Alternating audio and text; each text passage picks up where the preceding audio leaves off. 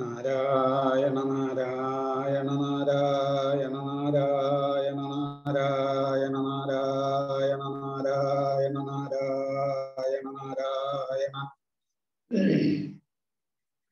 ഹരേ രാമ രാമ രാമ ഹരേ ഹരേ. ഹരേ കൃഷ്ണ കൃഷ്ണ കൃഷ്ണ ഹരേ ഹരേ. ഹരേ രാമ രാമ രാമ ഹരേ ഹരേ. ഹരേ കൃഷ്ണ കൃഷ്ണ കൃഷ്ണ ഹരേ ഹരേ. ഹരേ രാമ രാമ രാമ ഹരേ ഹരേ. ഹരേ കൃഷ്ണ കൃഷ്ണ ഹരേ ഹരേ. ഓ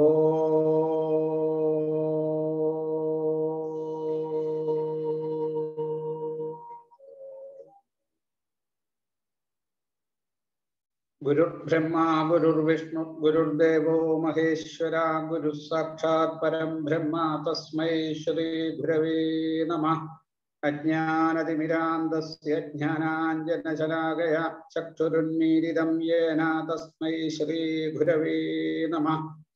മാനാതീത ഗുണാകര സുമനസാമഗ്രേ സതശ്രീപതി ധ്യാനാവസ്ഥിതമാനസ പരിണത പ്രജ്ഞ പ്രകൃഷ്ടാശയ നാനാശാസ്ത്ര വിശാരദ പ്രണിപതൽ ഭക്തവ്രജൈരാവൃത ജ്ഞാനാനന്ദയതീശ്വരോ വിജയതേ സൗജന്യരത്നാകര.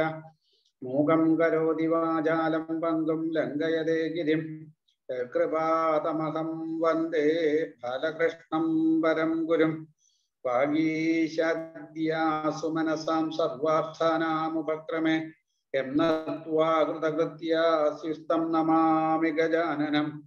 ദോർഭിർയുക്താ ചതുർഭിസ്ഫടികമണിമയീമക്ഷമാലാന്തദാനാഹസ്തേനൈകേന പദ്മം സിതമഭിജശുഗം പുസ്തകം ചാപരേണ. ഭാസാം കുന്ദേന്ദുശംഖസ്ഫടികമണിനിഭാ ഭാസമാനാ സമാന. സാമേ വാഗ്ദേവതേയം നിവസതു വദനെ സർവഥാ സുപ്രസന്ന. ശിവം ശിവകരം ശാന്തം ശിവാത്മാനം ശിവോത്തമം ശിവമാർഗപ്രണേതാരം പ്രണതോസ്മി സദാശിവം.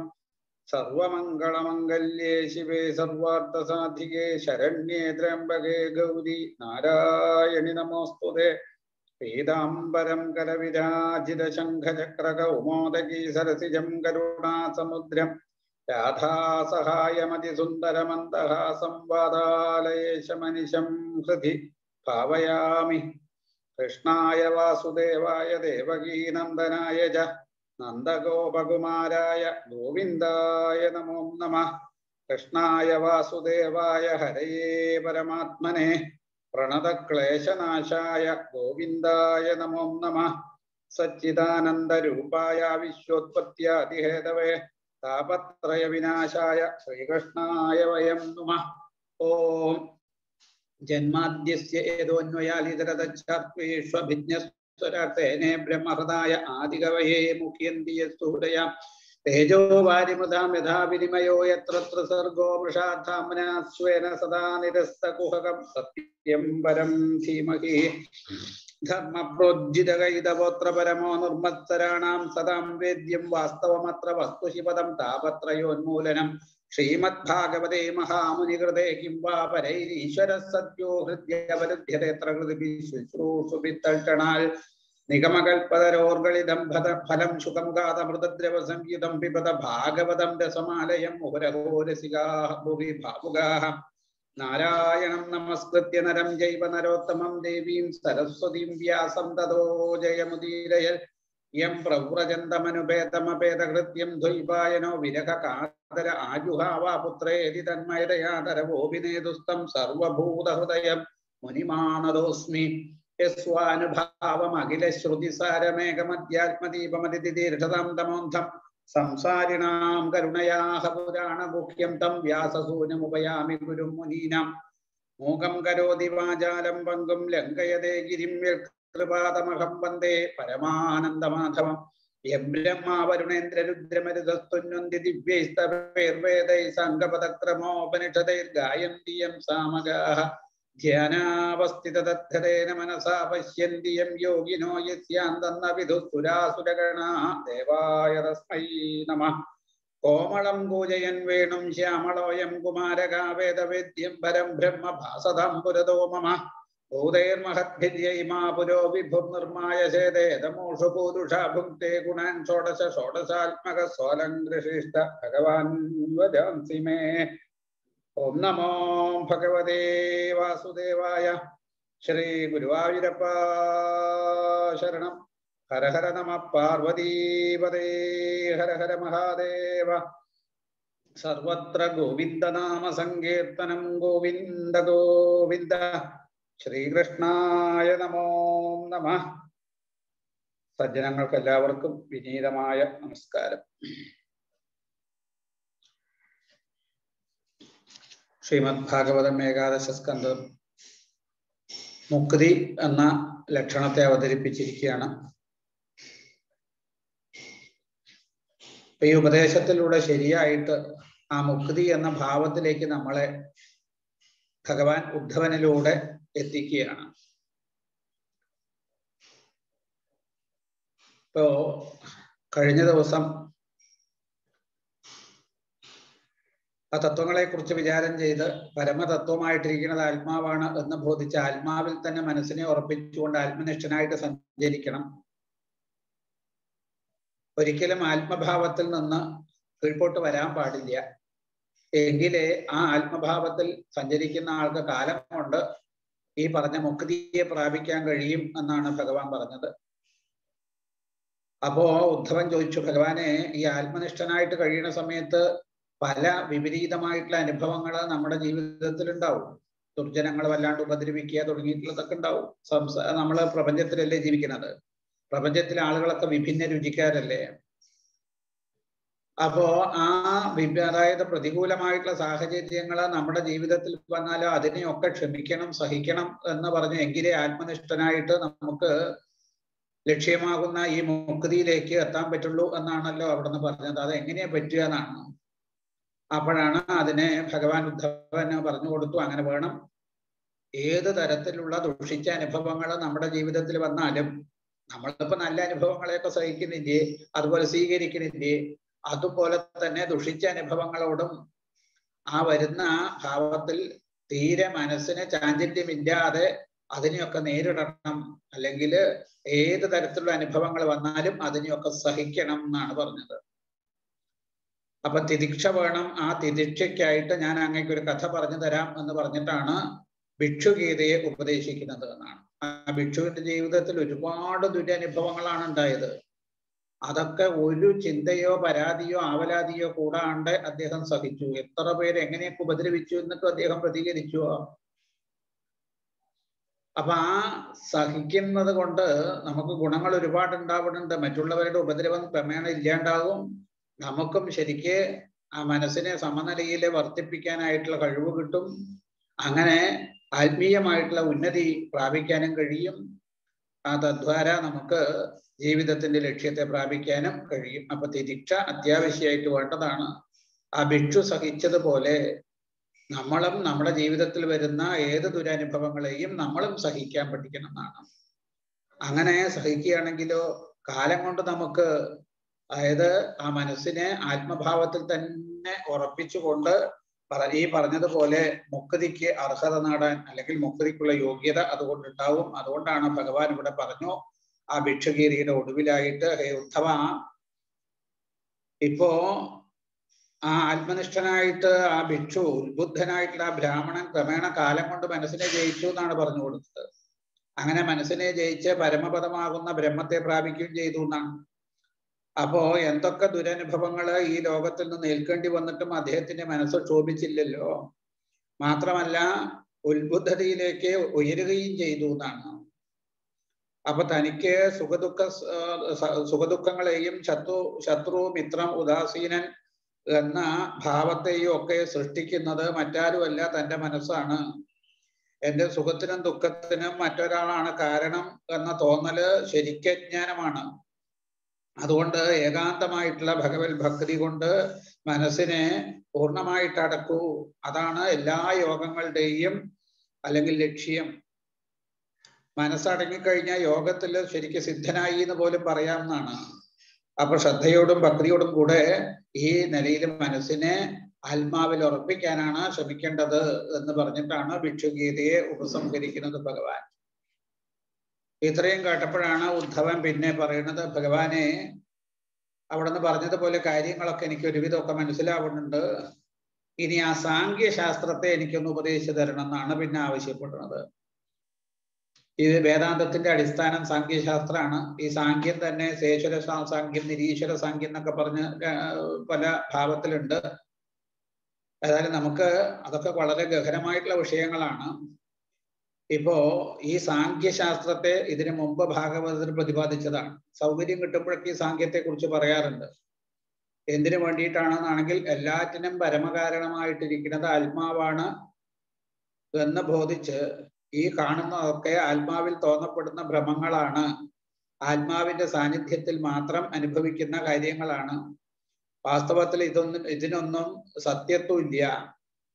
സത്യമായിട്ടിരിക്കുന്നത് ആത്മാവ് മാത്രമാണ് എന്ന് ബോധിപ്പിക്കാൻ വേണ്ടിയിട്ടാണ് എണ്ണി കണക്കാക്കുക എന്നാണ്. സംഖ്യ എന്ന് വെച്ച എണ്ണലാണല്ലോ. അപ്പോ ആ സാംഖ്യശാസ്ത്രത്തെ പറയണം. അത് ആദ്യം ഭാഗവതത്തിന്റെ തുടക്കത്തിൽ തന്നെ തൃതീയ സ്കന്ധത്തില് ആ കർദമ പ്രജാപതിക്ക് ദേവഹൂതിയിലൂടെ കപിലവാസുദേവർ അവതരിച്ച കാര്യം സ്മരിക്കുന്നുണ്ട്. അവിടെ ആ കപിലവാസുദേവരുടെ അവതാരം തന്നെ നഷ്ടപ്പെട്ട സാംഖ്യശാസ്ത്രത്തെ ദേവഹൂതിയിലൂടെ ലോകത്തിന് ഉപദേശിക്കാൻ വേണ്ടിയിട്ടാണ്. അമ്മയായിട്ടുള്ള ദേവഹൂതിക്ക് ഉപദേശം കൊടുക്കണു. ദേവഹൂതി ആ ഉപദേശത്തിന്റെ അടിസ്ഥാനത്തിൽ മുക്തയായി. ആ ഉപദേശത്തെ സ്വീകരിച്ചുകൊണ്ട് ഇനി ഭാവിയിൽ ഒരുപാട് ജീവന്മാര് പരമപദത്തെ പ്രാപിക്കും. അതിനു വേണ്ടിയിട്ടാണ് ഭഗവാൻ കപിലവാസുദേവരായിട്ട്. നോക്കൂ, ഇപ്പോ ദേവഹൂതിക്ക് ഭഗവാൻ പുത്രനായിട്ട് കിട്ടിയതോടുകൂടി തന്നെ ആ അമ്മ മുക്തയായിട്ട് തീർന്നിരിക്കുന്നു ശരിക്കും പറഞ്ഞാല്. പിന്നെ എന്തിനു വേണ്ടിയിട്ട് ഈ തത്വത്തെ ഉപദേശിച്ചു? ലോകത്തിന് വേണ്ടിയിട്ട്. ഭഗവാൻ ലോകത്തില് പല ജിജ്ഞാസുക്കളായിട്ട് ഒരുപാട് ആളുകളുണ്ട്. അവർക്ക് ആ ഉപകാരപ്രദമായിട്ട് അവർക്ക് ജീവിതത്തിന്റെ ലക്ഷ്യത്തെ അനുഭവിക്കാൻ കഴിയുമാറാവണം എന്ന ഭാവത്തിലാണ് ലോകത്തിന് നൽകിയ സംഭാവനയാണ് ദേവഹൂതിക്ക് കൊടുക്കുന്ന ഉപദേശം സാംഖ്യശാസ്ത്രം എന്നാണ്. അത് വളരെ വിസ്തരിച്ചിട്ടാണ് കപിലവാസുദേവര് അമ്മയായിട്ടുള്ള ദേവഹൂതി ദേവിക്ക് ഈ സാംഖ്യശാസ്ത്രത്തെ ഉപദേശിക്കുന്നത്. അതന്നെയാണ് ഇവിടെ ഭഗവാനെ കൊണ്ട് ഉദ്ധവൻ ചോദിക്കുന്നത്. ആ സാംഖ്യശാസ്ത്രം എനിക്കറിയണം. അപ്പൊ ആ സാംഖ്യശാസ്ത്രത്തിന്റെ വെളിച്ചത്തിൽ നമുക്ക് താൻ ആത്മാവാണ് എന്ന ആ ബോധ്യത്തോട് കൂടിയിട്ട് ആത്മഭാവത്തിൽ എത്താൻ പറ്റും. അത് വളരെ ഭംഗിയായിട്ട് നമുക്ക് മനസ്സിലാകുന്ന ഭാഷയിലും തന്നെയാണ് ഇവിടെ ഭഗവാൻ ഉദ്ധവൻ ഉപദേശിക്കുന്നത്. 2 അധ്യായങ്ങളിലൂടെയാണ് ശരിക്കും സാംഖ്യശാസ്ത്രത്തെ ഇവിടെ വർണ്ണിക്കുന്നത്. അതായത് ഈ 24-ാമത്തെ അധ്യായത്തിലും 25-ാമത്തെ അധ്യായത്തിലെ ഗുണവൃത്തികളെ കുറിച്ച് പറയുന്നതും ഏകദേശം ഈ സാംഖ്യശാസ്ത്രത്തിന്റെ ഭാവം തന്നെയാണ് ആ അധ്യായത്തിലും വർണ്ണിക്കുന്നത്. അതില് ഈ ബ്രഹ്മം എന്ന് വെച്ചാല് നമ്മുടെ വാക്കിനോ മനസ്സിനോ ഒന്നും പിടികിട്ടാത്ത സത്യമാണ്. ആ ഏകവും അദ്വിതീയമായിട്ടുള്ള വസ്തുവാണ് ബ്രഹ്മം. അത് 2ആയിട്ട് പരിണമിച്ചു എന്ന അടിസ്ഥാനത്തിൽ നിന്നാണ് സാംഖ്യശാസ്ത്രം ആരംഭിക്കുന്നത്. വാസ്തവത്തിൽ ബ്രഹ്മം 2ആവുക, കാരണം ബ്രഹ്മത്തിൽ ഒരു തരത്തിലുള്ള വികാരവും ബാധിക്കലില്ല. ഇപ്പൊ പിന്നെ അതെങ്ങനെ 2ആവും? ഒരു വികാരത്തിനും അടിമപ്പെടാത്തതാണ് ബ്രഹ്മം. അത് നിർവികാരനായിട്ട് നിത്യസത്യമായിട്ട് ഒരു മാറ്റവും ഇല്ലാതെ വർത്തിക്കുന്ന ഭാവമാണ്. പിന്നെ അതില് എങ്ങനെ ഈ 2 എന്നുള്ള ഭാവം വന്നു? അതൊരു അജ്ഞാനം കൊണ്ട് വന്നതാ. അതാണ് ഒന്നായ നിന്നെ ഈഹ രണ്ടെന്നു കണ്ടളവിൽ ഉണ്ടായൊരിണ്ടൽ ബധ.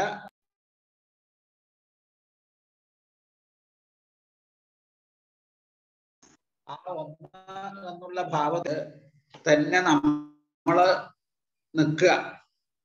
ഈ ഒന്നിൽ ചില ചലനങ്ങൾ വന്നപ്പോഴാണ്, കാലത്തിന്റെ ശക്തിവിശേഷം കൊണ്ടുള്ള ചലനം വന്നപ്പോഴാണ് ആ ചലനത്തിന്റെ അടിസ്ഥാനത്തില് അത് 2 എന്ന തോന്നലിലേക്ക് മാറിയത്. അപ്പൊ ഇനി വീണ്ടും ആ 1 എന്നുള്ള ഭാവത്തിൽ എത്തണം. അപ്പൊ ഈ 2 പിന്നെ പലതായിട്ട് തീരും. അതായത് എങ്ങനെ ഈ 2 പലതായിട്ട് തീരുക? ഏകവും അദ്വിതീയവുമായിട്ടുള്ള സത്യം മനസ്സുകൊണ്ടോ വാക്കുകൊണ്ടോ അതായത് നിരൂപിക്കാൻ കഴിയാത്തതാണെങ്കിൽ കൂടെ ശരിക്ക് വിജ്ഞാനത്തിന്റെ ദൃഷ്ടിയിലൂടെ അതിനെ കണ്ടറിഞ്ഞിട്ടുള്ളതായിട്ടുള്ള ആചാര്യന്മാര് ഈ ഒന്നായിട്ടുള്ള പ്രസ്തുത സത്യത്തില് അത്യന്ത സൂക്ഷ്മങ്ങളായിട്ടുള്ള രണ്ട് സ്വരൂപങ്ങളുണ്ട് എന്ന് അവർ വെളിപ്പെടുത്തി. ആ പ്രസ്തുത രണ്ട് രൂപങ്ങൾക്ക് ജ്ഞാനം എന്നും അർത്ഥം എന്നും പേര് കൊടുത്തു. അല്ലെങ്കിൽ ഈ ജ്ഞാനത്തെയും അർത്ഥത്തെയും തന്നെയാണ് പ്രകൃതി എന്നും പുരുഷൻ എന്നും പറയാൻ തുടങ്ങിയത്. പുരുഷ ചൈതന്യത്തോടു കൂടി, അതായത് പുരുഷ ചൈതന്യത്തോടു കൂടിയ പ്രകൃതിയുടെ അല്ലെങ്കിൽ പുരുഷന്റെ സാന്നിധ്യ വിശേഷം കൊണ്ട് ആ പ്രകൃതിയുടെ ക്ഷോഭം, പ്രകൃതിയില് ആ 3 ഗുണങ്ങളാണ്. അപ്പൊ ഈ പുരുഷന്റെ സാന്നിധ്യത്തില് ഈ പ്രകൃതിയില് ചെറിയൊരു ക്ഷോഭം ഉണ്ടാവുകയാണ്. അവിടുന്ന് 3 ശക്തികൾ ഉണ്ടാവുക. ഇതൊക്കെ നമുക്ക് സൂക്ഷ്മമായിട്ട് മനസ്സിലാക്കണമെങ്കിൽ നമ്മുടെ അവസ്ഥയെ തന്നെ എടുത്തൊന്ന് പരിശോധിച്ചാൽ മതി. നമ്മൾ ഉറക്കത്തിൽ എന്തെങ്കിലും അറിയുന്നുണ്ടോ എന്നാലോചിച്ച് നോക്കൂ. ഉറക്കത്തിലൊന്നുമില്ല. ഈ പറയണ ഞാൻ പോലും ഇല്ല. അതായത് ഉറങ്ങുന്ന ആള് പോലും ഇല്ല. ഉറങ്ങുന്ന ആളുണ്ട് എന്ന് തോന്നുകയാണെന്ന് വെച്ചാൽ ഉറക്കം ഇല്ല എന്നുള്ളത് ഉറപ്പാണ് അവിടെ. അപ്പൊ ഈ ഉറങ്ങുന്ന ഞാൻ പോലും ഇല്ലാത്ത ആ ഭാവമാണ്. അപ്പൊ ഈ ഉറക്കം അതന്നെയാണ് ശരിക്കും പാരമാർത്ഥിക അവസ്ഥയില് ഉള്ള ആ ബ്രഹ്മം അല്ലെങ്കിൽ ആത്മഭാവം എന്നാണ്. അവിടെ ഒരു ചലനമോ മറ്റോ ഒരു വികല്പങ്ങളോ സങ്കല്പങ്ങളോ ഒന്നുമില്ല, ഒരു ഭ്രമവുമില്ല. അത് ആനന്ദമാണ് ശരിക്കും. അത് നമ്മൾ അറിയണില്ല എന്ന് മാത്രമേ ഉള്ളൂ. പക്ഷെ ഉറക്കത്തിൽ നിന്ന് ഉണർന്നിട്ട് നമ്മൾ ആലോചിച്ച് പറയുന്നുണ്ടല്ലോ ഉറക്കം സുഖമായിരുന്നു എന്ന്. അപ്പൊ ഇവിടെ ബ്രഹ്മത്തിന്റെ അവസ്ഥ എന്ന് പറയുന്നത് ഈ ആനന്ദം തന്നെയാണ്, സുഖം തന്നെയാണ്, സുഖസ്വരൂപനാണ് ആത്മാവ്. ആത്മാവസ്ഥ എന്ന് വെച്ചാൽ അതാണ്. അതിൽ ചില ക്ഷോഭം വരികയാണ്. അതായത് ക്ഷോഭം വരിക എന്ന് വെച്ചാൽ ഇപ്പൊ ഉറങ്ങുമ്പോ എത്ര ഉറക്കം വശമുള്ള ആളും അല്ലെങ്കിൽ ഉറക്കം ഇഷ്ടമായിട്ടുള്ള ആളും കുറച്ച് സമയം കഴിഞ്ഞാൽ ഉണരാണ്ടിരിക്കില്ല. ഇപ്പൊ രാത്രി 8 മണിക്ക് കിടന്ന ആള് പിറ്റേന്ന് രാവിലെ 8 മണിയായാലെങ്കിലും ഉണരാണ്ടിരിക്കൂ? ഉണരും. അപ്പൊ ഈ ഉണർത്തുന്നത് ആരാണ്? ആ കാലം നമ്മളിൽ പ്രവേശിക്കുമ്പോ ആ കാലത്തിന്റെ സ്വാധീനത്തിൽപ്പെട്ട് ആ പരമാത്മ ചൈതന്യത്തില് ഒരു ക്ഷോഭം വരികയാണ്. കാലം ഇളക്കം സൃഷ്ടിക്കുന്നതാണ് ഈ കാലം. അവിടെ ഒരു ഇളക്കം വരികയാണ്. ആ ഇളക്കം നോക്കൂ, ഈ ഒന്ന് എന്ന് പറയുന്നത് ഇന്നതെന്ന് നമുക്ക് പറയാൻ പറ്റില്ല കേട്ടോ. അത് വാക്കുകൊണ്ട് മനസ്സുകൊണ്ട് പറയാൻ പറ്റാത്തൊരു സംഗതിയാണ്. എന്നാൽ അനുഭവത്തില് അനുഭവിക്കാം. പക്ഷെ ആ അനുഭവം നമ്മൾ മറ്റൊരാൾക്ക് പറഞ്ഞു കൊടുക്കാൻ പറ്റില്ല. കാരണം അത് ആ തരത്തിലാണ് അതിന്റെ അനുഭവം. ഇത് അനുഭവമാണ്, അത് ഒരിക്കലും മാറാത്തതുമാണ്. എല്ലാവരുടെ ഉള്ളിലും ഈ അനുഭവം ഉണ്ട്. അപ്പൊ അതില് ഇങ്ങനെ കാലം കൊണ്ട് ചില ക്ഷോഭങ്ങൾ ഉണ്ടായപ്പോ ക്ഷോഭം നിമിത്തം അല്ലെങ്കിൽ ചലനം നിമിത്തം അത് ആ പ്രകൃതിയില് 3 ശക്തികൾ ഉണ്ടാകുകയാണ്. അതായത് പരമാത്മാവസ്ഥ, അതായത് ഉറക്കത്തിൽ നിന്ന് ഉണർന്ന സമയത്ത് ഈ ഉണർത്തിയത് നമ്മളെ കാലമാണ്. ആ കാലവിശേഷം കൊണ്ട് ഈ ഉണർന്ന ആൾക്ക് പലതും ഇങ്ങനെ കാണുക. ഞാൻ ഉണർന്നു എന്നുള്ള ഭാവം. പിന്നെ ഞാനായി എന്നാൽ കാണപ്പെടുന്ന മറ്റു വസ്തുക്കളൊക്കെയായി. അപ്പൊ ഇങ്ങനെ ആ ക്ഷോഭം കൊണ്ട് ഇപ്പൊ ഈ ഞാനില് പ്രകൃതി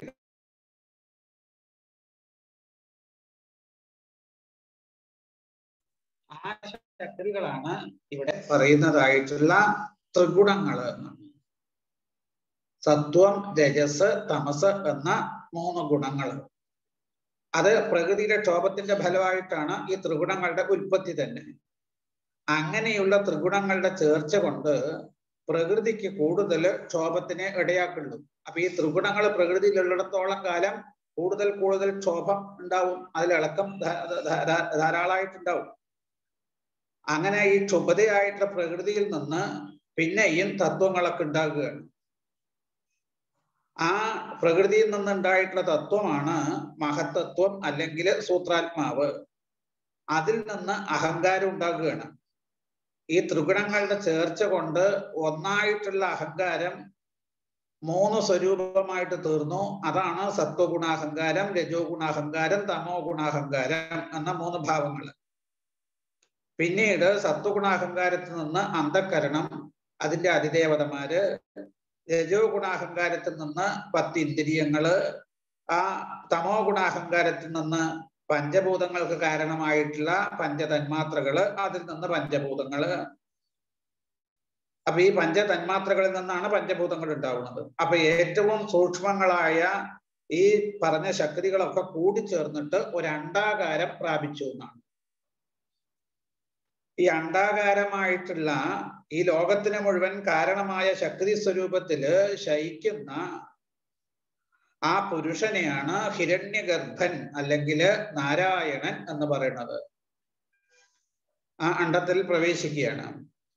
ആ നാരായണന്റെ നാഭിയിൽ നിന്ന് പൊട്ടിമുളച്ച് വന്ന താമരയിലാണ് ലോകത്തിന്റെ സൃഷ്ടാവും രജോ ഗുണസ്വരൂപിയുമായിട്ടുള്ള ബ്രഹ്മദേവൻ ഉണ്ടാകുന്നത്. ഇതൊക്കെ ഇനി ഒന്നും കൂടെ വിശദമായിട്ട് പറയാം. ഇപ്പൊ അതിന്റെ ആദ്യമായിട്ടൊരു പുറമെ ഒരു രൂപം പറയുകയാണ്. അങ്ങനെ ബ്രഹ്മദേവൻ ഉണ്ടായി. ബ്രഹ്മാവ് വളരെ കാലം അപാരമായിട്ടുള്ള തപസ് ചെയ്ത് നല്ല ശക്തിയെയും ജ്ഞാനത്തെയും ഒക്കെ സമ്പാദിച്ചു എന്നാണ്. ഭഗവാന്റെ കാരുണ്യം കൊണ്ട് ശക്തനും ജ്ഞാനിയുമായിട്ട് തീർന്ന ബ്രഹ്മാവ് തൻ്റെ ജ്ഞാനശക്തികളെ കൊണ്ട് നേരത്തെ പറഞ്ഞ സൂക്ഷ്മശക്തികളാകുന്ന ഭഗവാന്റെ അവയവങ്ങളെ കൊണ്ട് കാണപ്പെടുന്ന ഈ സ്ഥൂല പ്രപഞ്ചത്തെയും ജീവവർഗങ്ങളെയും വസ്തു സമുദായത്തെയൊക്കെ സൃഷ്ടിക്കുകയാണ്. അങ്ങനെ ഭൂലോകം, ഭുവർലോകം, സ്വർലോകം, ഇങ്ങനെ 3ആയിട്ട് ജീവികളുടെ സ്ഥാനത്തെയും വേർതിരിച്ചു എന്നാണ്. ഇത് ദേവന്മാർക്കും ഉപദേവന്മാർക്കും സ്വർലോകവും, ഭൂതങ്ങൾക്ക് ഭുവർലോകവും, മനുഷ്യർക്കും ദിര്യക്കുകൾക്കും ഭൂലോകവും ആവാസസ്ഥാനമായിട്ട് തീരുകയാണ്. അസുരന്മാർക്കും രാക്ഷസന്മാർക്കും ഒക്കെ ആയിട്ട് ഭൂമിയുടെ താഴെ അതായത് അതലം തുടങ്ങിയിട്ട് പാതാളം വരെയുള്ള സ്ഥാനങ്ങൾ കൽപ്പിച്ചിരിക്കുകയാണ്. നല്ലതും ചീത്തയുമായിട്ടുള്ള കർമ്മങ്ങളെ കൊണ്ട് പല കാലദേശങ്ങളിലേക്കും സ്വരൂപങ്ങളിലേക്കും നീങ്ങിക്കൊണ്ടിരിക്കുകയാണ് ജീവന്മാര്.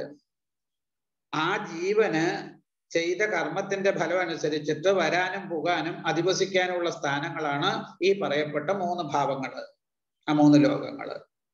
ഈ കർമ്മവാസനകളെ കൊണ്ട് ചിത്തം പ്രക്ഷുബ്ധമായിട്ടിരിക്കുമ്പോൾ ആ കർമ്മം ചെയ്ത് കർമ്മത്തിന്റെ ഫലമായിട്ടുള്ള അനുഭവങ്ങളാണ് ഈ 3 ലോകത്തിലും. സത്വഗുണം കൊണ്ടുള്ള കർമ്മം ചെയ്തു കഴിഞ്ഞാൽ സ്വർഗലോകത്തിലും, രജോ ഗുണം കൊണ്ടുള്ള കർമ്മം ചെയ്തു കഴിഞ്ഞാൽ മനുഷ്യനായിട്ടും, പിന്നെ തമോ ഗുണം കൊണ്ടുള്ള കർമ്മം കൊണ്ട് നീചയോനികളിലും പോയി ജനിക്കും. ഇങ്ങനെ ഇവിടെ കറങ്ങുകയാണ്. ഈ കർമ്മവാസനകൾ അവസാനിക്കാതിരിക്കും കാലത്തോളം ഈ ത്രൈലോക്യത്തിന്റെ അതിർത്തിയിൽ നിന്ന് ഈ ജീവന് പുറത്തേക്ക് കടക്കാൻ പറ്റില്ല. ഈ അജ്ഞാനത്തിന്റെ അല്ലെങ്കിൽ അവിദ്യയുടെ വിലാസമാകുന്ന ഈ സംസാര അതിർത്തിയുടെ ഉള്ളില് തന്നെ പല കാലദേശങ്ങളിലും പല സ്വരൂപങ്ങളിലും കുടുങ്ങി ചുറ്റിത്തിരിയാണ് ഈ ജീവൻ. എന്നാൽ പിന്നെ കുറച്ചു കഴിഞ്ഞ് യോഗം കൊണ്ടോ തത്വവിചാരം കൊണ്ടോ ഈ സംസാര ഭാവത്തിന്റെ മിഥ്യാബോധം ഉദിച്ച് ഭക്തിജ്ഞാന വൈരാഗ്യങ്ങൾ വളർന്ന് ഈ കർമ്മവാസനകളൊക്കെ അവസാനിക്കുമ്പോൾ ബ്രഹ്മാണ്ടമാകുന്ന സംസാരത്തിന്റെ അതിർത്തിയെ അതിക്രമിച്ചിട്ട് പരമാർത്ഥ ഭാവത്തിലേക്ക് ജീവന് എത്താൻ പറ്റുന്നതാണ്. അപ്പൊ ഇവിടെ ഏകമായിട്ടുള്ള വസ്തുവിൽ നിന്നാണ് ഈ പറഞ്ഞതൊക്കെ ഉണ്ടായത്. ഒരു വസ്തുവാവണതിന് മുമ്പും ആ വസ്തുഭാവം നശിച്ചതിന് ശേഷവും ഏത് സ്വരൂപത്തിലാണോ അതാണ് അതിന്റെ പരമാർത്ഥ സ്വരൂപം. എന്നാൽ ഈ നാനാത്വ സ്വരൂപമായിട്ടുള്ള ജഗത്ത് ഉണ്ടാകുന്നതിന്റെ മുമ്പും അതുപോലെ ജഗത്തിന്റെ ഭാവം നശിക്കുമ്പോഴും എന്തുണ്ടോ അതാണ് ജഗത്തായിട്ട് തീർന്ന മധ്യമാവസ്ഥയിലും ഉള്ള പരമാർത്ഥം. അത് തത്വവിചാരം കൊണ്ടും യോഗാനുഷ്ഠാനം കൊണ്ടും ഒക്കെ അതായത് തത്വവിചാരം ചെയ്തിട്ടും യോഗാനുഷ്ഠാനം കൊണ്ടും നിഷ്കളങ്കമായിട്ടുള്ള ഭഗവത് പ്രേമം കൊണ്ടും ഏതെങ്കിലും ഒരു തരത്തിലുള്ള അഭ്യാസം കൊണ്ട് മനസ്സിലെ മാലിന്യങ്ങള് അജ്ഞാനം ഒക്കെ നീങ്ങുമ്പോൾ പറയപ്പെട്ട സത്യം ബോധ്യപ്പെട്ടിട്ട് സ്വന്തം അനുഭവത്തിൽ, ഏതാ സ്വന്തം അനുഭവം? ഇതൊന്നുമല്ല, ആ പരമമായിട്ടുള്ള അതല്ല എല്ലാറ്റിനും കാരണമായിട്ടുള്ള പരമാത്മ തത്വമാണ് ഞാൻ എന്ന അനുഭവത്തില് ജീവൻ എത്തുമ്പോ ജീവന്റെ എല്ലാവിധ സംസാര ഭ്രാന്തികളും നീങ്ങി സ്വസ്വരൂപത്തെ പ്രാപിക്കുകയാണ്. ഈ അവസ്ഥ തന്നെയാണ് മുക്തി അല്ലെങ്കിൽ കൈവല്യം. അപ്പൊ ശരിക്കും പറഞ്ഞാൽ ഏകാദശത്തിന്റെ ലക്ഷണത്തെ അല്ലെങ്കിൽ മുക്തി എന്ന ലക്ഷണത്തെ ഈ സാഖ്യശാസ്ത്രത്തിലൂടെ നമുക്കൊന്നും സംശയത്തിന് ഇടവരുത്താത്ത വിധത്തിൽ ഉറപ്പിച്ചു തന്നിരിക്കുകയാണ്. അതാണ് സാഖ്യശാസ്ത്രത്തിന്റെ താല്പര്യം എന്ന് ആദ്യം നമുക്ക് മനസ്സിലാക്കാം. അത് കഴിഞ്ഞ് നമുക്കിനി അധ്യായത്തിലേക്ക് പ്രവേശിക്കാം. ഈ പറഞ്ഞ തന്നെ ഒന്നും കൂടെ വിസ്തരിച്ച് നമുക്ക് നോക്കാമെന്നർത്ഥം. നമ്മുടെ ബുദ്ധിക്കനുസരിച്ചിട്ട്, കഴിവിനനുസരിച്ചിട്ട്. ഭഗവാൻ പറഞ്ഞു ഉദ്ധവനോട്, അതതേ സമ്പ്രവക്ഷ്യാമി സാഖ്യം പൂർവ്വവിനിശ്ചിതം എൽ വിജ്ഞായ പുമാൻ സദ്യോ ജഹ്യാൽ വൈകൽപ്പികം ഭ്രമം. പറഞ്ഞു, പണ്ടുള്ളവര് വിശേഷിച്ച് പൂർവികന്മാരായിട്ടുള്ള ഋഷിമാര് അനുഷ്ഠിച്ചു വന്ന സാഖ്യശാസ്ത്രത്തെ അല്ലയോ ഉദ്ധവ ഞാൻ അങ്ങേക്ക് കേൾപ്പിക്കാം. അത് സാഖ്യശാസ്ത്രം വേണ്ടതുപോലെ ധരിക്കാൻ കഴിഞ്ഞാല് ഭേദഭാവനയിൽ നിന്നുണ്ടായിട്ടുള്ളതും അതുപോലെ ഈ പ്രപഞ്ചം സത്യമാണ് എന്ന് തോന്നിപ്പിക്കുന്നതുമായിട്ടുള്ള ഈ ഭ്രമത്തെ വളരെ വേഗത്തിൽ ഉപേക്ഷിക്കാൻ സാധിക്കുന്നതാണ്. അപ്പോ ആ വികല്പങ്ങളെ നിന്നാണ്, അതായത് പരമാത്മാവ് ഏകവും അദ്വിതീയവുമാണ്, അതിൽ നിന്നുണ്ടാകുന്നതാണ് പ്രകൃതിയും മറ്റുള്ളവയൊക്കെ, അവസാനം എല്ലാം ആ പരമാത്മാവിൽ തന്നെ ലയിക്കുന്നു. ഇതിനെ ബോധിപ്പിക്കുന്ന ശ്രേഷ്ഠമായിട്ടുള്ള ശാസ്ത്രമാണ് സാഖ്യശാസ്ത്രം. ഈശ്വരനെ പ്രാപിക്കാനുള്ള മാർഗങ്ങള് ശാസ്ത്രീയമായിട്ടുള്ള രീതിയിലൂടെ ക്രമപ്പെടുത്തി വിവരിക്കുന്നതാണ് സാഖ്യം. അതാണ് ആദ്യം ദേവഹൂതി ദേവിക്ക് കപിലര് ഉപദേശിച്ചത്. പണ്ട് ആസുരി മഹർഷിക്ക് ഉപദേശിച്ചിട്ടുണ്ട് കപിലവാസുദേവര് എന്നാണ്. ആ ഭാഗവതത്തില് പ്രഥമസ്കന്ധത്തില് 3-ാമത്തെ അധ്യായത്തില് അവതാരങ്ങളെ കുറിച്ച് വർണ്ണിക്കുമ്പോ അവിടെ കപിലാവതാരത്തെ കുറിച്ച് പറയുന്നുണ്ട്. ആ കപിലാവതാരം എന്തിനാണ്? ആ പ്രോവാജ് ആസുരയെ സാഖ്യം എന്നാണ് അവിടെ പറഞ്ഞത്. ആസുരി മഹർഷിക്ക് സാഖ്യശാസ്ത്രത്തെ ഉപദേശിക്കാൻ വേണ്ടിയിട്ട് വന്നു കപിലരായിട്ട്. പിന്നെ ആസുരി മഹർഷിക്ക് ഉപദേശിച്ച സാഖ്യശാസ്ത്രം കുറെ കാലം കഴിഞ്ഞപ്പോൾ അതിനെ വേണ്ടതുപോലെ അനുഷ്ഠിക്കാൻ ആളില്ലാത്തത് കൊണ്ട് ആ സാഖ്യശാസ്ത്രം നഷ്ടപ്രായമായി. നമ്മുടെ ശാസ്ത്രമൊക്കെ അങ്ങനെയാണ് കുറെയൊക്കെ പോയിരിക്കുന്നത്. അതിനെ പിന്തുടരാൻ ആളില്ലാണ്ട് വരുമ്പോ ആ ശാസ്ത്രം നശിക്കുക, അതല്ലെങ്കിൽ അത് മറഞ്ഞു പോവുകയാണ്. അപ്പൊ വീണ്ടും ആ ശാസ്ത്രത്തെ അതായത് ഉദ്ധരിക്കാൻ വേണ്ടിയിട്ട്, വീണ്ടും അത് ലോകത്തിന് ക്ഷേമത്തിനായിട്ട് ഭവിക്കാനായിട്ട് ലോകത്തിന് ഉപദേശിക്കാൻ വേണ്ടിയിട്ടാണ് കർദമ പ്രജാപതിയുടെയും ദേവഹൂതിയുടെയും പുത്രനായിട്ട് ഭഗവാൻ കപിലരായിട്ട് അവതരിച്ചത്. അങ്ങനെ ഇപ്പോ ആ കപിലവാസുദേവര് ദേവഹൂതിക്ക് ഉപദേശിച്ച തത്വമാണ് അല്ലെങ്കിൽ ശാസ്ത്രമാണ് നമ്മളൊക്കെ അനുസ്മരിക്കുന്നത് എന്നാണ്. അതില് ആസീ ജ്ഞാനമതോഹ്യർത്ത ഏകമേവാവികൽപ്പിതം യഥാ വിവേക നിഗുണ ആദോ കൃതയുഗേ യുഗേ. അതായത് ഈ സൃഷ്ടി ആരംഭിക്കുന്നതിന് മുമ്പ് യാതൊരു വിധ ഭേദവും ഇല്ലാത്തതും ഏകവും അദ്വിതീയവുമായിട്ടുള്ള ജ്ഞാനം മാത്രമേ ഉണ്ടായിരുന്നുള്ളൂ എന്നാണ്. അത് കൃതയുഗത്തില് കൃതം ത്രേതാ ദ്വാപരം കലി ഇങ്ങനെയാണുള്ള യുഗങ്ങളുടെയൊക്കെ ഭാവം. അത് കൃതയുഗമാണ് ആദ്യത്തെ. അപ്പൊ കൃതയുഗത്തിലും ധാരാളം ജ്ഞാനികൾ ഉണ്ടായിരുന്നത് കൊണ്ട് അവരുടെ ദൃഷ്ടിയിലും ജ്ഞാനസ്വരൂപനായിട്ടുള്ള പരമാത്മാവ് മാത്രമേ ഉണ്ടായിരുന്നുള്ളൂ. ഈ ജ്ഞാനം അല്ലെങ്കിൽ ജ്ഞാനസ്വരൂപനായിട്ടുള്ള പരമാത്മാവ് എന്നൊക്കെ പറഞ്ഞാല് നമുക്കത് മനസ്സുകൊണ്ടോ വാക്കുകൊണ്ടോ ഒന്നും അറിയാനായിക്കൊണ്ട് കഴിയുന്നതല്ല. അതായത് ഈ യുഗത്തിന്റെ ആരംഭത്തിന് മുമ്പ് സർവ പദാർത്ഥങ്ങളും പരസ്പരം ഭേദമില്ലാതെ ഒന്നായിട്ട് സൂക്ഷ്മ രൂപത്തിൽ ഇരിക്കുകയാണ്. സൃഷ്ടിയുടെ ആദ്യകാലം കൃതയുഗമാണ്. കൃതയുഗത്തിന് മുമ്പും ഇപ്പോ കാണപ്പെടുന്ന പദാർത്ഥങ്ങളെല്ലാം പ്രളയത്തിലും ലയിക്കാണ്ട് സൂക്ഷ്മ രൂപത്തിൽ സ്ഥിതി ചെയ്തു എന്നാ പറഞ്ഞത്. ആ ശരിയായിട്ടുള്ള വിവേകമുള്ളവര് ഇതിനെ എപ്പോ അറിയുമോ അതോടുകൂടി അവർക്ക് ജ്ഞാനം പ്രകാശിക്കുകയാണ്. നശിക്കാതെയും നശിപ്പിക്കപ്പെടാതെയും ഇരിക്കുന്ന വസ്തുവിനെയാണ് ജ്ഞാനം എന്ന് പറയുക. ആ ജ്ഞാനം തന്നെയാണ് ബ്രഹ്മം. അതുകൊണ്ടാണ് ശാസ്ത്രത്തില് ഉപനിഷത്തിലൊക്കെ പറയുന്നത് പ്രജ്ഞാനം ബ്രഹ്മ. അതായത് ആദിയില് ബ്രഹ്മം മാത്രമേ ഉണ്ടായിരുന്നുള്ളൂ. പിന്നെ ആ ബ്രഹ്മം തന്മായ ഫലരൂപേണ കേവലം നിർവികൽപ്പിതം മനോവാഗോചരം നിസ്സത്യം ജിത സമഭവൽ മൃഗൽ. ഏകമായും വികല്പങ്ങളില്ലാതെ ഇരിക്കുന്ന ആ ബ്രഹ്മം നമ്മുടെ മനസ്സിനോ വാക്കിനോ വിഷയമല്ലാത്തതാണ്. യാതൊരു തരത്തിലുള്ള വികാരങ്ങളും ബാധിക്കാതെ നാശവുമില്ലാതെ ആ ബ്രഹ്മം ദൃശ്യമെന്നും ദൃശ്യത്തെ പ്രകാശിപ്പിക്കുന്നത് എന്നുള്ള വിധത്തില് രണ്ടായിട്ട് മാറി. ദൃശ്യം ജഡാണ്, പ്രകാശിപ്പിക്കുന്ന വസ്തു അതായത് ബ്രഹ്മം തന്നെ. അതായത് ആ ചിത്ത് എന്നും ജഡം എന്നും രണ്ട് വിധത്തില് ഏകമായിട്ടുള്ള ബ്രഹ്മത്തെ വ്യവഹരിക്കുന്നു എന്നാണ്. അപ്പൊ അതില് ഈ വാക്കുകൊണ്ട് പറയാനോ മനസ്സുകൊണ്ട് വിചാരിക്കാനോ കഴിയാത്ത ഏകവും ഭേദവുമില്ലാത്ത സത്യവും അറിവാകുന്ന സ്വരൂപത്തോട് കൂടിയ ആ ബ്രഹ്മം തന്നെയാണ് രണ്ട് രൂപത്തിലായിട്ട് തീർന്നത്.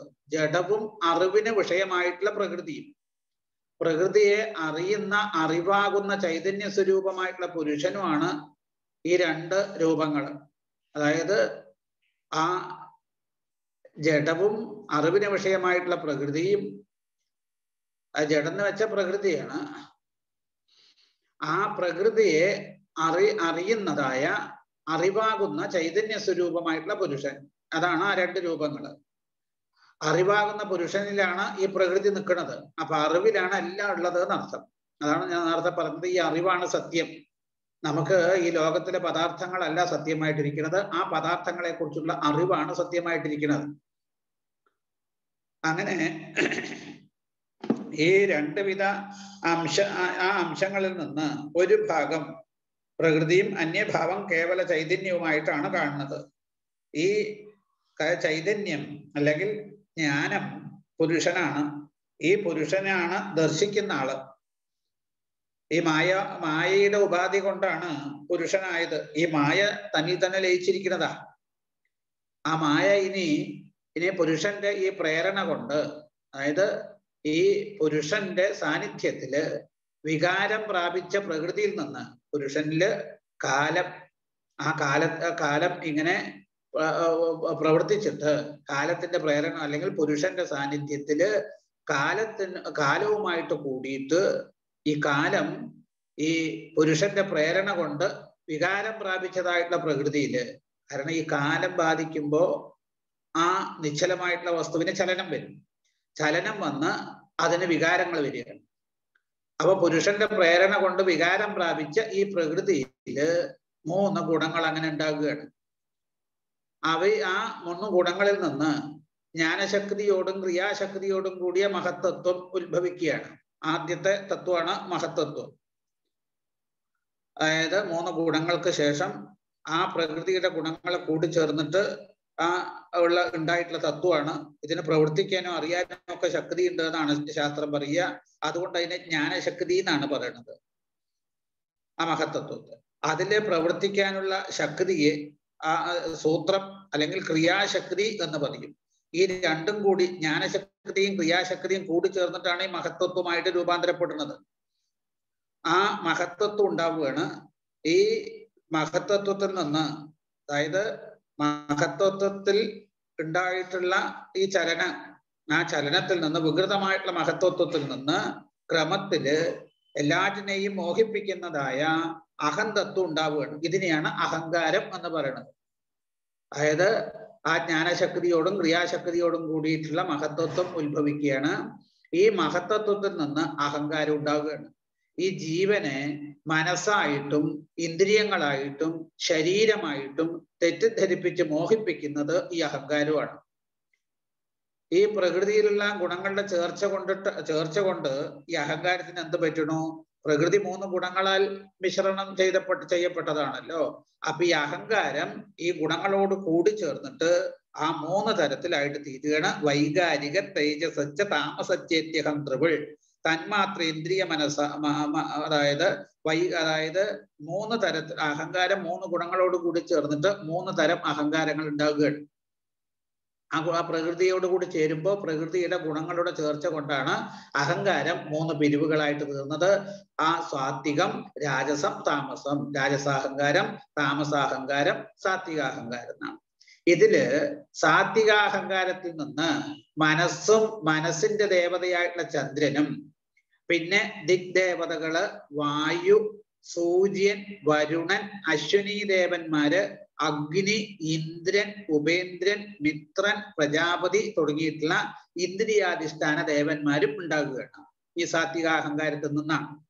അപ്പൊ സാത്വികാഹങ്കാരത്തിൽ നിന്ന് മനസ്സിന്റെ അതിദേവതയായിട്ട് ചന്ദ്രൻ, പിന്നെ കാത്, അതാണ് ദിഗ്ദേവതകള്, അതിന്റെ അതുപോലെ വായു, പിന്നെ സൂര്യൻ, വരുണൻ, അശ്വിനി ദേവന്മാര്, അഗ്നി, പിന്നെ ഇന്ദ്രൻ, ഉപേന്ദ്രൻ, മിത്രൻ. അത് കർമ്മേന്ദ്രിയങ്ങളുടെ ഭാവത്തിലാണ് ഇന്ദ്രൻ, ഉപേന്ദ്രൻ, മിത്രൻ, പ്രജാപതി തുടങ്ങിയിട്ടുള്ള ഇന്ദ്രിയാധിഷ്ഠാന ദേവന്മാരുണ്ടാവുന്നത്. പിന്നെ രാജസാഹങ്കാരത്തിൽ നിന്ന് കാത്, ത്വക്ക്, കണ്ണ്, നാവ്, മൂക്ക് തുടങ്ങിയിട്ടുള്ള ജ്ഞാനേന്ദ്രിയങ്ങളും വാക്ക്, കയ്യ്, കാല്, വായു, ഉപസ്ഥം എന്നീ കർമ്മേന്ദ്രിയങ്ങൾ ഉണ്ടാവുകയാണ്. അപ്പൊ സാത്വികാഹങ്കാരത്തിൽ നിന്ന് മനസ്സും ഇന്ദ്രിയദേവന്മാരും, രാജസാഹങ്കാരത്തിൽ നിന്ന് 10 ഇന്ദ്രിയങ്ങളും ഉണ്ടാവുകയാണ്. അത് കഴിഞ്ഞിന് താമസാഹങ്കാരത്തിൽ നിന്നാണ് ശബ്ദ, സ്പർശ, രൂപരസഗന്ധങ്ങളാകുന്ന 5 വിഷയങ്ങളും, അതായത് തന്മാത്രകൾ. ഈ ശബ്ദസ്പർശ രൂപരസഗന്ധങ്ങളാകുന്ന തന്മാത്രകൾ സ്ഥൂലിച്ചിട്ടാണ് പഞ്ചഭൂതങ്ങൾ, ആകാശം, വായു, അഗ്നി, ജലം, ഭൂമി എന്ന പഞ്ചഭൂതങ്ങൾ ഉണ്ടാവുക. ശബ്ദം സ്ഥൂലിച്ചിട്ട് ആകാശം, അതുപോലെ സ്പർശം സ്ഥൂലിച്ചിട്ട് വായു, രൂപം സ്ഥൂലിച്ചിട്ട് അഗ്നി, അതുപോലെ തന്നെ ശബ്ദ, സ്പർശ, രൂപ, രസം സ്ഥൂലിച്ചിട്ട് ഈ പറഞ്ഞതുപോലെ ആ ജലം, പിന്നെ ഗന്ധം സ്ഥൂലിച്ചിട്ടാണ് ഭൂമി എന്നാണ്. ഇങ്ങനെ പഞ്ചഭൂതങ്ങൾ ഉണ്ടാകുകയാണ്. അപ്പൊ ഓരോ ഭൂതങ്ങളുടെയും ഗുണമാണ് ഈ പറഞ്ഞത്. ശബ്ദം, സ്പർശം, രൂപം, രസം, ഗന്ധം. ആകാശത്തിന്റെ ഗുണം ശബ്ദം, അതുപോലെ തന്നെ വായുവിന്റെ ഗുണം സ്പർശം. അതൊക്കെ കപിലോപദേശത്തിൽ വളരെ വിസ്തരിച്ച് പറഞ്ഞിട്ടുണ്ട്. അപ്പൊ ഇങ്ങനെ ഉണ്ടാവുകയാണ്. ഭൂമിയുടെ ഗുണം ഗന്ധം. അങ്ങനെ ഈ മഹത്തത്വം മുതല് ഭൂമി വരെയുള്ള ആ തത്വങ്ങളൊക്കെ കൂടിച്ചേർന്നിട്ട് എന്താണ് അവിടെ വെച്ച് ആ ബ്രഹ്മാണ്ടമായിട്ട് തീർന്നു എന്നാണ്. അങ്ങനെ പ്രകൃതിക്ക് കാരണമായിട്ടുള്ള, പ്രപഞ്ചത്തിന് കാരണമായിട്ടുള്ള അണ്ടത്തെയാണ് ബ്രഹ്മാണ്ടം എന്ന് പറയുന്നത്. ഇതൊക്കെ കൂടിച്ചേർന്നതാണ്. അപ്പോ ഇതിനൊക്കെ അഹങ്കാരമാണ് ഇതിനൊക്കെ കാരണം. തമോ ഓണത്തിൽ നിന്ന് ഉണ്ടായിട്ടുള്ള അതായത് ഈ പറഞ്ഞ തത്വങ്ങളൊക്കെ കൂടിച്ചേർന്നിട്ട് ഇവിടെ ഭഗവാൻ എന്താ പറയുന്നത്? മയാ സഞ്ജോതിതാഭാവ സർവേ സംഹത്യകാരിണ അണ്ടമുൽപാദയാമാസു മായായതനമുത്തമം. മേൽപ്പറഞ്ഞ വിധത്തില് ഉണ്ടായ മഹത്വത്വം മുതൽ ഇവിടെ ഭഗവാൻ പറയുന്നു, എന്നാൽ പ്രേരിപ്പിക്കപ്പെട്ട ഈ തത്വങ്ങളൊക്കെ കൂടെ ഒന്നായി ചേർന്ന് പ്രവർത്തിച്ചിട്ട് എൻ്റെ ഉത്തമ സ്ഥാനമായിരിക്കുന്നതായ ബ്രഹ്മാണ്ടത്തെ സൃഷ്ടിക്കുകയാണ്. അതായത് ലോകത്തിന് കാരണമായിട്ടുള്ള അണ്ടം. ഈ അണ്ടം അണ്ടത്തിന് എന്ത് പറ്റിയെന്നാണെങ്കിൽ തസ്മിന്നഹം സമഭവൽ അണ്ടേ സരിരസംസ്ഥിതോ മമ നാഭ്യാമഭൂൽ പത്മം വിശ്വാക്യം തത്ര ചാത്മഭൂ എന്നാണ്. എല്ലാം ലയിച്ച് ജലമായിട്ടിരിക്കുന്ന ആ കാരണജലത്തില്, അതായത് കാരണജലത്തില് ഭഗവാൻ യോഗനിദ്രയെ കിടന്നു എന്നൊക്കെ നമ്മൾ കേട്ടിട്ടുണ്ടല്ലോ. തൃതീയ സ്കന്ധത്തിൽ അതൊക്കെ പറയുന്നുണ്ട് സൃഷ്ടിയെ കുറിച്ച് വർണ്ണിക്കുമ്പോൾ. ഈ കാരണജലത്തിൽ എല്ലാറ്റിന്റെയും സൂക്ഷ്മഭാവങ്ങൾ ലയിച്ച് കിടക്കുന്നുണ്ടല്ലോ. അപ്പൊ എല്ലാം ലയിച്ച് ജലമായിട്ടിരിക്കുന്ന ആ കാരണജലത്തില് ഈ അണ്ടം പ്രവേശിക്കുകയാണ്. ആ അണ്ടം പ്രവേശിച്ച് ആ കാരണജലത്തിൽ കിടന്നു. ഈ കാരണജലത്തിൽ കിടക്കുന്ന അണ്ടത്തില് നാരായണൻ എന്ന പേരില് ഞാൻ ആ അണ്ടത്തിൽ പ്രവേശിച്ചു എന്നാണ്. ഇതൊക്കെ തൃതീയ സ്കന്ധത്തിൽ പറഞ്ഞ കാര്യങ്ങൾ അവിടെ കുറച്ച് വിസ്തരിച്ച് പറഞ്ഞ് ഇവിടെ തന്നെ ചുരുക്കി പറയുകയാണ്. അങ്ങനെ ആ ബ്രഹ്മാണ്ടത്തില് അല്ലെങ്കിൽ ഈ അണ്ടത്തില് നാരായണൻ ഭഗവാൻ തന്നെ പ്രവേശിക്കുകയാണ്. ഭഗവാൻ അത് സ്ഥിതി ചെയ്തു. ആ സമയത്ത് എൻ്റെ നാഭിയിൽ നിന്ന് ലോകം എന്ന പേരുള്ള ഒരു താമരപ്പൂവ് ഉണ്ടായി എന്നാണ്. വിശ്വം എന്ന പേരുള്ള ഒരു താമരപ്പൂ ഉണ്ടാകുക. അതാണ് ആ വിഷ്ണു സഹസ്രനാമത്തിലെ ആദ്യത്തെ നാമം വിശ്വം എന്നാണ് അല്ലെ അടിസ്ഥാനം. ആ വിശ്വം എന്ന പേരായിട്ട് താമരപ്പൂ ഉണ്ടായി. അതിൽ നിന്ന് ബ്രഹ്മാവ് ജനിക്കുകയാണ് എന്നാണ്. അപ്പൊ ഈ മഹത്വത്വം മുതൽ ഭൂമി വരെയുള്ള തത്വങ്ങളൊക്കെ കൂടിച്ചേർന്ന് ബ്രഹ്മാണ്ടമായിട്ട് തീർന്ന് കാരണജലത്തിൽ പൊങ്ങിക്കിടന്ന ഈ ബ്രഹ്മാണ്ടത്തിൽ പ്രവേശിച്ചു ആര്? പരമാത്മാവായിട്ടുള്ള ഭഗവാൻ.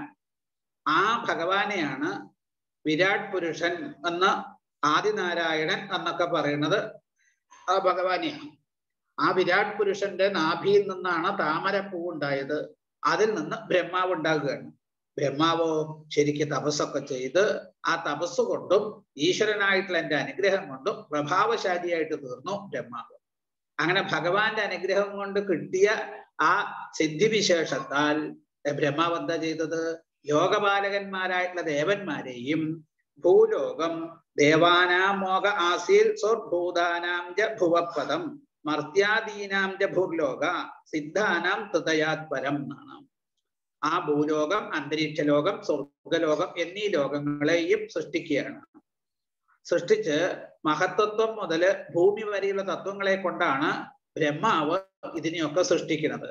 ഈ സ്വർഗം ദേവന്മാരുടെയും അതുപോലെ ആ പിന്നെ അന്തരീക്ഷം ഭൂതപ്രേത പിശാചുക്കളുടെയും ഭൂമി മനുഷ്യരുടെയും വാസസ്ഥാനമായിട്ട് തീരുകയാണ്.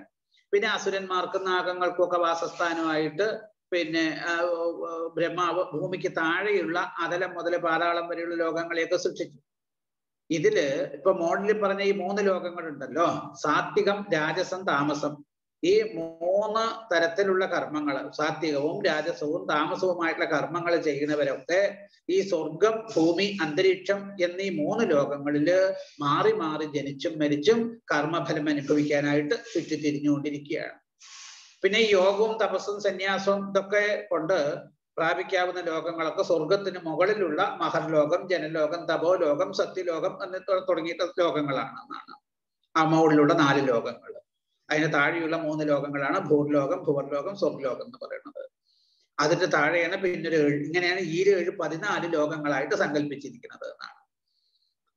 അപ്പൊ ഇവിടെ ആ ഭക്തി കൊണ്ട് സകലവിധ കർമ്മവാസനകൾ നശിച്ചാല് ഇവിടെ പറയണോ ഈ ലോകങ്ങളിലൊന്നും പോണ്ട, പരമാത്മാവായിട്ടുള്ള എന്നെ പ്രാപിച്ചിട്ട് മുക്തനാവാം എന്നാണ് ഭഗവാൻ പറയുന്നത്. എന്നിട്ട് ഇവിടെ ഭഗവാൻ പറഞ്ഞു കാലത്തിന്റെ, അതായത് ആ കാലത്തിന്റെ പ്രേരണ കൊണ്ട് കാലസ്വരൂപനായിട്ടുള്ള മയാ കാലാത്മനാധാത്ര കർമ്മയുക്തമിതം ജഗത് ഗുണപ്രവാഹ ഏതസ്മിൻ ഉന്മജ്ജതി നിമജ്ജതി എന്നാണ്.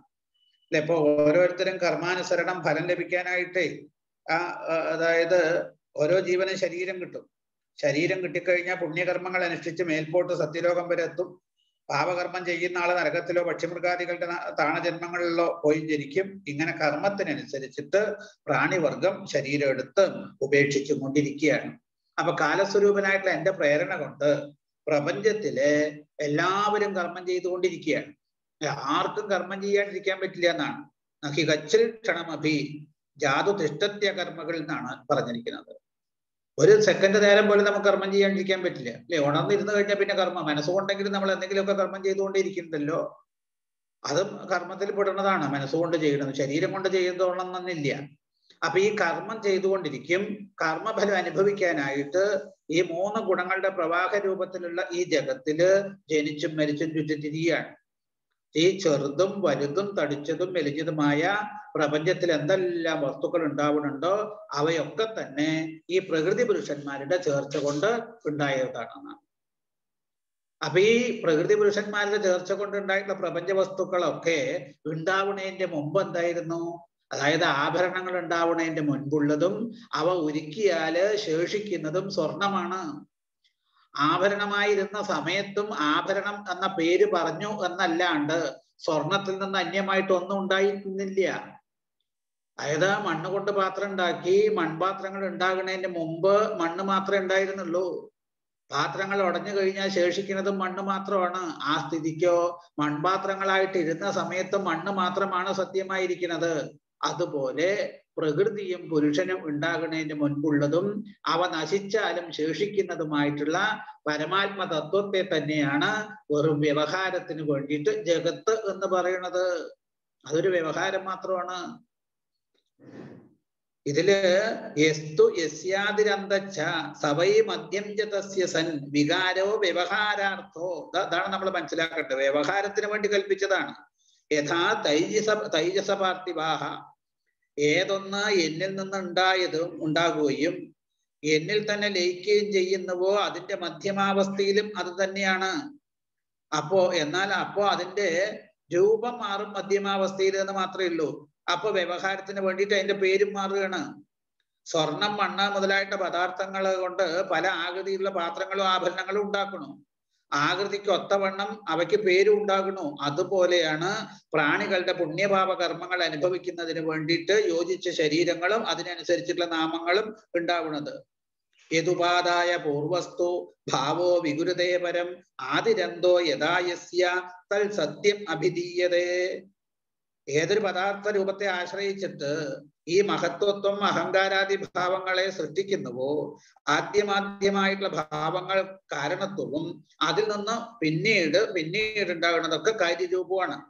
അതായത് ആദ്യമായിട്ടുള്ള ഉപാദാന കാരണത്തിൽ നിന്ന് അതായത് ഉപാദാനത്തില് അന്യമായിട്ടുള്ള കാര്യത്തെ സൃഷ്ടിക്കുകയാണ്. അതിനെ ഉപാദാനമാക്കിയിട്ട് അടുത്തതിനെ സൃഷ്ടിക്കുകയാണ്. അതായത് ഏതൊന്ന് ആദിയും അവസാനവുമായിട്ടിരിക്കുന്നുവോ അത് മാത്രമാണ് പരമാർത്ഥം. ഇപ്പൊ എല്ലാറ്റിന്റെയും നാശരഹിതമായിട്ടുള്ള വസ്തുവാണ് പരമാർത്ഥമായിട്ടിരിക്കുന്നത്. മണ്ണിനെ ഉപാദാന കാരണമാക്കിയിട്ട് കുടം ഉണ്ടാക്കണം. അത് കുടം ഉണ്ടാവുന്നതിന് മുമ്പ് മണ്ണായിരുന്നു. മധ്യത്തിൽ ആകൃതി വന്നപ്പോ അത് ആകൃതിയും പേരും മാറി. കുടം ഉടയുന്ന സമയത്തോ അത് വീണ്ടും മണ്ണ് തന്നെ. അപ്പൊ തുടക്കത്തിൽ ഉണ്ടായിരുന്നത് തന്നെയാണ് അവശേഷിക്കുന്നത്. അപ്പൊ പരമാർത്ഥ സ്വരൂപത്തിൽ നിന്നുണ്ടായ ഈ പ്രപഞ്ചം ആദിയിലും മധ്യത്തിലും അന്ത്യത്തിലും പരമാർത്ഥ സ്വരൂപം തന്നെ, അതിന് സംശയമില്ല. അപ്പൊ ആദിയിലും അവസാനത്തിലും സത്യമായിട്ടുള്ള പരമാത്മാവിനെ തന്നെയാണ് പ്രപഞ്ചമായിട്ട് നമ്മൾ തെറ്റിദ്ധരിക്കുന്നത്. മൺപാത്രങ്ങൾക്ക് മണ്ണും ആഭരണങ്ങൾക്ക് സ്വർണവും വന്നതുപോലെ ഈ ജഗത്തിന് ഉപാദാന കാരണമായിട്ടിരിക്കുന്നത് പ്രകൃതി. പുരുഷനായിട്ടുള്ള ആത്മാവിനെ ആശ്രയിച്ചിട്ടാണ് പ്രകൃതിയും പ്രകൃതിയുടെ വികാരങ്ങളായ സൃഷ്ടികളും നിലനിൽക്കുന്നത്.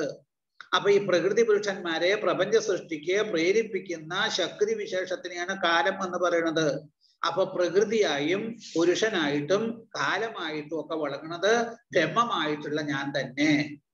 അതായത് ഈ പ്രപഞ്ചം നിലനിൽക്കണമെന്ന ഈശ്വര സങ്കല്പം തുടരുന്ന കാലത്തോളം കാര്യകാരണ രൂപേണ ഈ ത്രിഗുണാത്മകമായിട്ടുള്ള സൃഷ്ടി നടന്നുകൊണ്ടേയിരിക്കുന്നതാണ്. ഇത് അവസാനിക്കൊന്നുമില്ല എന്നാണ്. പിന്നെ എപ്പോഴാണ് അതൊക്കെ അവസാനിക്കുന്നത്? ഇത് ഒക്കെ ഭഗവാൻ സൃഷ്ടിയൊക്കെ മതി എന്ന് ഭഗവാൻ ഇതൊക്കെ എന്തിനാ ഭഗവാൻ ഒക്കെ ചെയ്തത്? ഒരു ലീല, അത്രയേ ഉള്ളൂ. ഈ ഭഗവാൻ എന്തിനു ഇതൊക്കെ സൃഷ്ടിച്ചു? ഇപ്പൊ എന്നോട് തന്നെ ചില ആളുകൾ ചോദിക്കുന്നുണ്ട്, ഭഗവാൻ ഈ സൃഷ്ടിയിലൊന്നും, അതായത് ഈ പറഞ്ഞ സൃഷ്ടിയൊന്നും നടത്തിയിട്ടില്ലെങ്കിൽ നമുക്ക് വല്ല പ്രയാസമുണ്ടോ, സുഖല്ലേ എന്നാണ്. അത് ഭഗവാന്റെ ലീലയാ. കഷ്ടാതേ സൃഷ്ടിചേഷ്ട അല്ലെ? അതായത് മേപ്പത്തൂര് പറയുന്നുണ്ടല്ലോ ഇതിനെ കുറിച്ച് ആലോചിക്കുമ്പോ, ആ സൃഷ്ടിയെ പറ്റി പറയുന്ന സമയത്ത്. അപ്പോ ഇവിടെ ആ ഭഗവാന്റെ ഒരു ലീലയാണ് ഈ പറഞ്ഞതുപോലെ ഈ പ്രപഞ്ചം. അതിനെ ഭഗവാൻ ലീലയ്ക്ക് വേണ്ടിയിട്ട് സൃഷ്ടിച്ചതാണ്. എന്തിനാ ലീല? ലയം ലാതീതി ലീല. ഈ കാണുന്നതൊക്കെ മിഥ്യയാണ് എന്ന് ബോധിച്ചിട്ട് നമ്മൾ സത്യമായി ഉള്ളതിനെ അന്വേഷിക്കുക. അതിനുള്ള പവർ, അതിനുള്ള ശക്തി നമുക്ക് ഭഗവാൻ തന്നിട്ടുണ്ടല്ലോ. ആ ബുദ്ധി ഉപയോഗിച്ചിട്ട് ഇതൊന്നുമല്ല സത്യം, സത്യമായിട്ടിരിക്കണം, ഇതിന്റെയൊക്കെ അപ്പുറത്ത്, ഇതിനൊക്കെ അടിസ്ഥാനം, എന്നിട്ട് അതിനെ പ്രാപിക്കാൻ വേണ്ടിയിട്ടാണ്. അതാണ് പ്രകൃതിഹ്യസ്യോപാദാനം ആധാര പുരുഷ പരാ സത്യോഭിവ്യഞ്ജക കാലോ ബ്രഹ്മതൽ ഹൃദയം ദുഹം. ഈ കാണപ്പെടുന്ന സകലതും കാര്യരൂപം, ഇതിന്റെ ആദി കാരണം പ്രകൃതി, അധിഷ്ഠാനം പ്രകൃതിയിൽ നിന്ന് വേറിട്ടിരിക്കുന്ന പുരുഷൻ, പ്രകൃതിയിലുള്ള ഗുണങ്ങളെയൊക്കെ ക്ഷോഭിപ്പിച്ച് പ്രകാശിപ്പിക്കുന്നത് കാലം. ഇങ്ങനെ ഇവ മൂന്നും വെവ്വേറെ സ്വതന്ത്രങ്ങളായിട്ട് കാരണസ്ഥാനത്തെ ഒന്നും വഹിക്കുന്നില്ല. പ്രകൃതി എന്ന ശക്തിയും പുരുഷനും കാലവും ശരിക്കും ബ്രഹ്മസ്വരൂപം തന്നെ. ആ ബ്രഹ്മസ്വരൂപമായിട്ടുള്ള എന്നെയാണ് അധിഷ്ഠാനമാക്കിയിരിക്കുന്നത് ഈ പ്രകൃതിയും പുരുഷനും കാലവും. എന്നാൽ ഇത് മൂന്നും സ്വതന്ത്രങ്ങളല്ല, മൂലവസ്തുക്കളും അല്ല, എന്നിൽ നിന്ന് ഭിന്നവുമല്ല. അപ്പൊ എല്ലാറ്റിനും കാരണമായിട്ടിരിക്കുന്നത് എന്ത്? ബ്രഹ്മമായിട്ടുള്ള ഞാൻ തന്നെ. നോക്കൂ, സർഗപ്രവർത്തതേ താവൽ പൗർവാപര്യേണ നിത്യശാം മഹാൻ ഗുണവിസർഗാർത്ഥ നിത്യന്തോ യാവതീക്ഷണം. ഈ അച്ഛൻ പുത്രൻ ഈ ക്രമത്തിൽ മുമ്പിലുണ്ടായത് പിന്നെ പിന്നെ ഉണ്ടാകുന്നതിന് കാരണമായിട്ട് ഭവിക്കുന്നില്ലേ? ഇങ്ങനെ എപ്പോഴും ഈ ക്ഷണം വരെ ഈ പറഞ്ഞ സൃഷ്ടി ഇങ്ങനെ അനസ്യൂതം നടന്നുകൊണ്ടിരിക്കുന്നത്, അവസാനിക്കണില്ല. ഈ ഗുണങ്ങളെ പ്രകാശിപ്പിക്കുന്നതായിട്ടുള്ള പ്രയോജനത്തോടു കൂടി, അതായത് നാനാവിധ ഗുണങ്ങൾക്കനുസരിച്ചിട്ട് സുഖദുഃഖങ്ങള് അനുസരിക്കുന്നതിനുള്ള ശരീരങ്ങളുടെ സൃഷ്ടി എപ്പോഴും ഇവിടെ നടന്നുകൊണ്ടിരിക്കുകയാണ്. അതുകൊണ്ടാണ് ഈ ദക്ഷപുത്രന്മാരുണ്ടല്ലോ, അവരെ സൃഷ്ടിക്കായിട്ട് പോണതിന്റെ മുമ്പ് ദക്ഷന്റെ നിർദ്ദേശം അനുസരിച്ചിട്ട് അവര് തപസ്സിന് പോയി. അപ്പൊ അവിടെ വെച്ച് നാരദ മഹർഷി അവരോട് ചില ചോദ്യങ്ങളൊക്കെ ചോദിക്കുന്നുണ്ട്. അവിടെ പറയുന്നുണ്ട്, രണ്ട് ദിക്കിലേക്കും, അതായത് ഒരേപോലെ ഒഴുകുന്ന ഒരു നദിയുണ്ട്, ആ നദിയെ കുറിച്ച് അറിയുമെന്നാ അവിടെ ചോദിക്കുന്ന ചോദ്യത്തിൽ ഒന്ന്. ഒരുപാട് ചോദ്യം, ഒരു 6-7 ചോദ്യം അവിടെ ചോദിക്കുന്നുണ്ട്. എന്താ ഈ അതായത് രണ്ട് ഭാഗത്തേക്കും ഒഴുക്കുള്ള നദി എന്ന് വെച്ചാല്, അതായത് ഈ പറഞ്ഞതുപോലെ സംസാരം തന്നെയാണ്. ഇവിടെ ജനനവും മരണവും, അതാണ് ഈ പ്രവാഹം, അതാണ് ഈ പറഞ്ഞതുപോലെ സംസാരം. ഇതിങ്ങനെ അനസ്യൂതം തുടർന്നുകൊണ്ടിരിക്കുക. ജനനവും മരണവും എപ്പോഴെങ്കിലും ഇവിടെ അവസാനിക്കുന്നുണ്ടോ? നമ്മൾ ഈ പറയുന്ന സമയത്ത് തന്നെ എത്ര ജനനവും എത്ര മരണവും ഇപ്പൊ ഭൂമിയിൽ നടന്നിരിക്കും നമുക്ക് വലുതും അറിയും. അതിവിടെ അനസ്യൂതം നടന്നുകൊണ്ടിരിക്കുന്നുണ്ട് എന്നാണ്. ഇങ്ങനെ ആ ജനിച്ചും മരിച്ചും ഇവിടെ ഒക്കെ ചുറ്റിത്തിരിഞ്ഞുകൊണ്ടിരിക്കുക. അപ്പോ ആദിയിലും അവസാനത്തിലും ഇപ്പൊ ഇവിടെ പറയണത് എന്താ? ശരിക്ക് എല്ലാം ലോകം, അതായത് പ്രപഞ്ചം നിലനിൽക്കണമെന്ന ഈശ്വര സങ്കല്പം തുടരണ കാലത്തോളം ഈ കാര്യകാരണ രൂപത്തിലുള്ള ത്രിഗുണാത്മികയായിട്ടുള്ള ഈ സൃഷ്ടി എപ്പോഴും നടന്നുകൊണ്ടിരിക്കുകയാണ്. എന്നിട്ട് പറയുകയാണ്, അത് കഴിഞ്ഞ് ലോകങ്ങളെയൊക്കെ ആത്മാവില് തന്നിൽ കൽപ്പിക്കുന്ന വിരാട് പുരുഷൻ പരമാത്മാവായിട്ടുള്ള എന്നിൽ ലയിക്കാൻ ആഗ്രഹിക്കുന്ന ഈ പ്രളയകാലത്ത്, ലോകത്തിന് കാരണം വിരാട്ടാണല്ലോ, ആ വിരാട് പുരുഷൻ അതാ എന്നില്, അതായത് വിരാട്ടിനും കാരണമായിട്ടുള്ള പരമാത്മാവായിട്ടുള്ള എന്നില് ലയിക്കണം എന്ന് ആഗ്രഹിക്കുന്ന സമയം, അതിനെയാണ് പ്രളയകാലം എന്ന് പറയുക. പ്രളയത്തിലെല്ലാം ഇല്ലാണ്ടാവൂലോ. ആ പ്രളയകാലത്ത്, പ്രളയമല്ല പ്രലയം എന്നാണ്, പ്രകർഷേണ ഉള്ള ലയം. അതായത് ആ ലളയോരഭേദ എന്നൊരു സൂത്രം ഉണ്ടെന്നൊക്കെ ഈ സംസ്കൃതം വ്യാകരണക്കാര് പറയും. ഈ ലാന്നും ളാന്നും അതിലെ വ്യത്യാസമൊന്നും വരില്ല എന്നാണ് ഇവിടെ ഈ അർത്ഥം പറയുമ്പോൾ. അപ്പൊ ഇവിടെ ആ പ്രളയം ആണ്, പ്രകർഷേണയുള്ള ലയത്തിനെയാണ് പ്രളയം എന്ന് പറയുന്നത്. അപ്പൊ ആ പ്രളയകാലത്ത് പഞ്ചഭൂതങ്ങളുടെയൊക്കെ വികാരമായിട്ടുള്ള പ്രപഞ്ച വസ്തുക്കളെല്ലാം ശരിക്കും വേർതിരിഞ്ഞിട്ട് എന്താവും? അത് പഞ്ചഭൂതങ്ങളായിട്ട് തീരുന്ന. ഇപ്പൊ ശരീരം തന്നെ 5 ഭൂതങ്ങൾ, അത് 5ആയിട്ട് മാറും. വായു, വെള്ളം, അഗ്നി, ജലം, ഭൂമി എന്നുള്ള 5 തത്വങ്ങളായിട്ട് മാറുകയാണ്. അപ്പൊ പിന്നെ ആ ശരീരത്തിന് നിലനിൽപ്പില്ല, അത് പഞ്ചഭൂതങ്ങളായിട്ട് മാറി.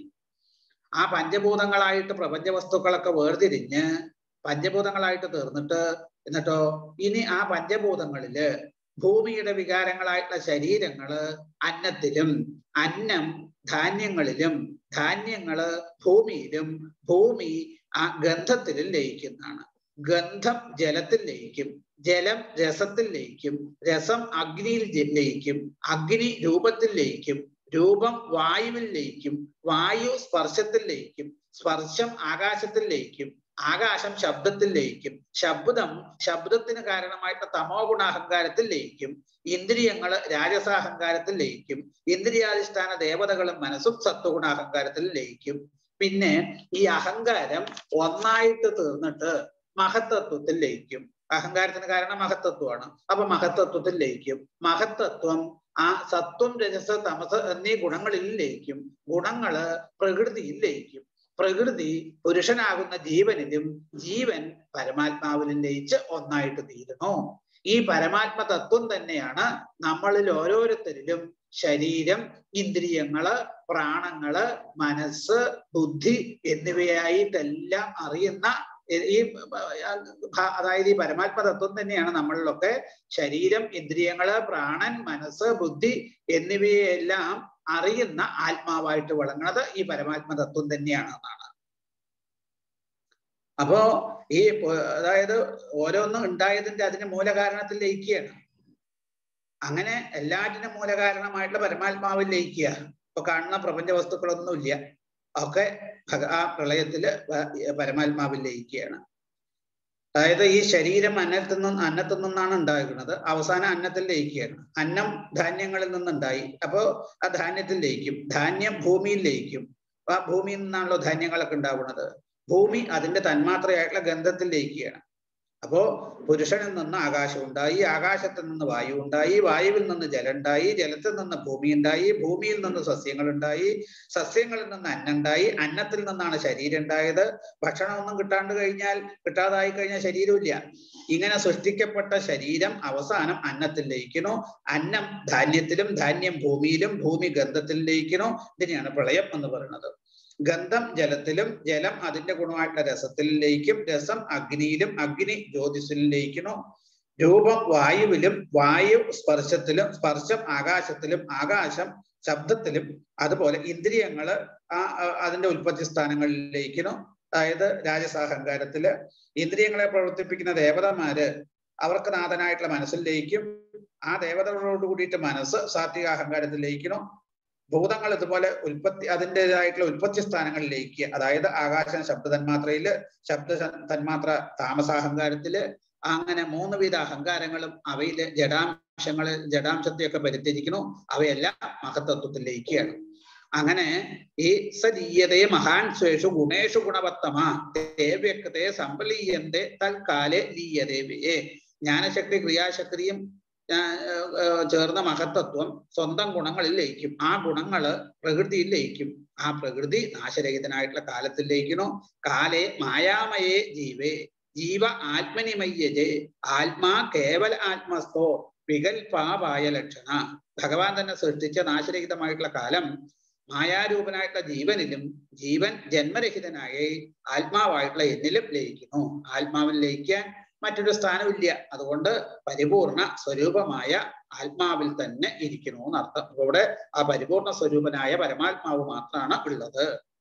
ഇങ്ങനെ ഇപ്രകാരം ആലോചിച്ചിട്ട് ആദിയിലും മധ്യത്തിലും അന്ത്യത്തിലും പരമാത്മാവായിട്ടുള്ള ഏകനായ ബ്രഹ്മം മാത്രമേ ഉള്ളൂ എന്നും മനസ്സിന്റെ വികല്പങ്ങളെ കൊണ്ടുണ്ടായിട്ടുള്ള ഭ്രമമാണ് വിവിധ രൂപങ്ങളിൽ കാണപ്പെടുന്ന താൻ ഉൾപ്പെടെയുള്ള ഈ ലോകം എന്ന് ധരിക്കുന്നു. അതായത് ഹൃദയത്തില് ഏകാത്മഭാവം ഉറയ്ക്കണമെന്നർത്ഥം. ആകാശത്തിൽ നിറഞ്ഞിരിക്കുന്ന ഇരുട്ട് സൂര്യൻ ഉദിക്കുമ്പോ മാഞ്ഞുപോവുകയാണ്. അതുപോലെ ജ്ഞാനമാകുന്ന സൂര്യൻ ഉദിക്കുന്ന സമയത്ത് ഹൃദയാകാശത്തിൽ നിറഞ്ഞിരിക്കുന്ന അജ്ഞാനമാകുന്ന അന്ധകാരവും നശിക്കുകയാണ് എന്നാണ്. അപ്പൊ സൃഷ്ടിയുടെ ആരംഭത്തില് പരമാത്മാവിൽ നിന്നാണ് പുരുഷൻ മുതല് ഭൂമി വരെയുള്ള തത്വങ്ങൾ ഉണ്ടാവുന്നത്. പ്രളയത്തില് ഭൂമി മുതൽ പുരുഷൻ വരെയുള്ള തത്വങ്ങൾ ലയിക്കുന്നതും പരമാത്മാവിലാണ്. ആ പരമാത്മ തത്വം തന്നെയാണ് താൻ. ഇങ്ങനെ വിചാരം ചെയ്ത് ബോധിക്കാൻ കഴിഞ്ഞാല് തന്നിലുണ്ടായി തന്നിൽ നിലനിന്ന് തന്നിൽ ലയിക്കുന്ന ഈ പ്രപഞ്ച വസ്തുക്കൾക്ക് ആത്മാവായിട്ടുള്ള തന്നിൽ നിന്ന് അന്യമായിട്ട് സത്യത്വമില്ല എന്ന് ബോധ്യം വരും. ഇങ്ങനെ സാഖ്യശാസ്ത്രം അനുസരിച്ചിട്ട് ഏഷ സാഖ്യവിധി പ്രോക്ത സംശയഗ്രന്ഥിഭേദന പ്രതിലോമാനുലോമാഭ്യാം പരാവര ദൃശാമയാന്നാണ്.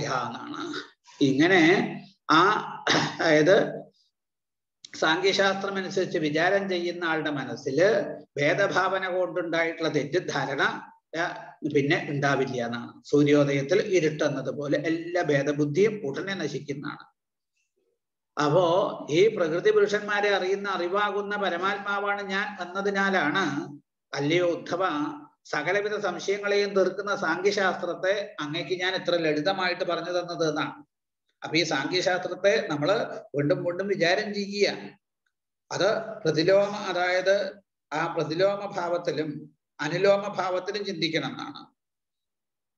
അതായത് എങ്ങനെ ഈ പ്രതിലോമ അനുലോമ ഭാവം എന്നാണെങ്കിൽ,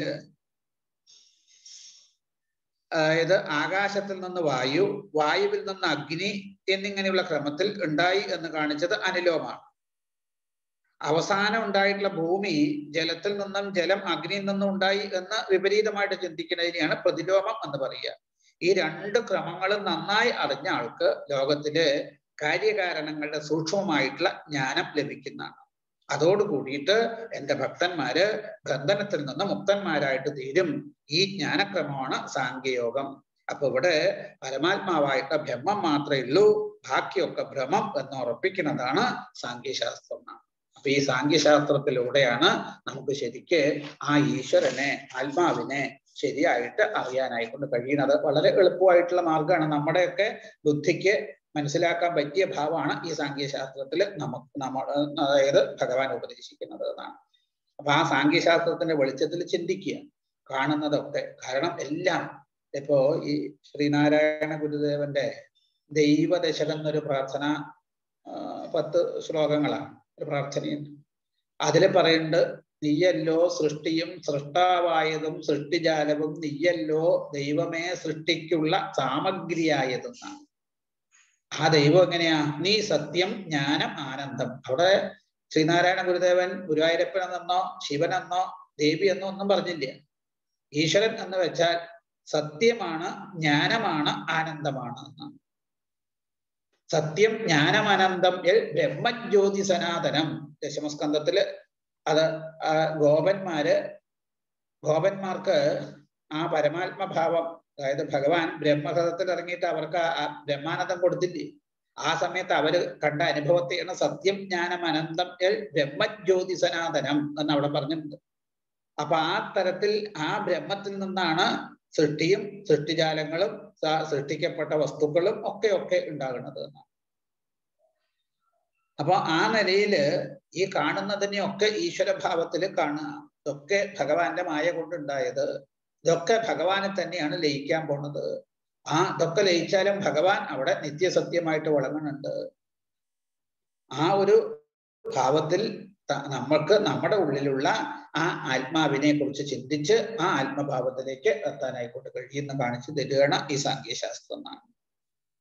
അപ്പൊ ഈ സാങ്കേശാസ്ത്രം ഈ പ്രകൃതിയില് 3 ഗുണങ്ങളാണല്ലോ പ്രകൃതിക്ക് അടിസ്ഥാനം.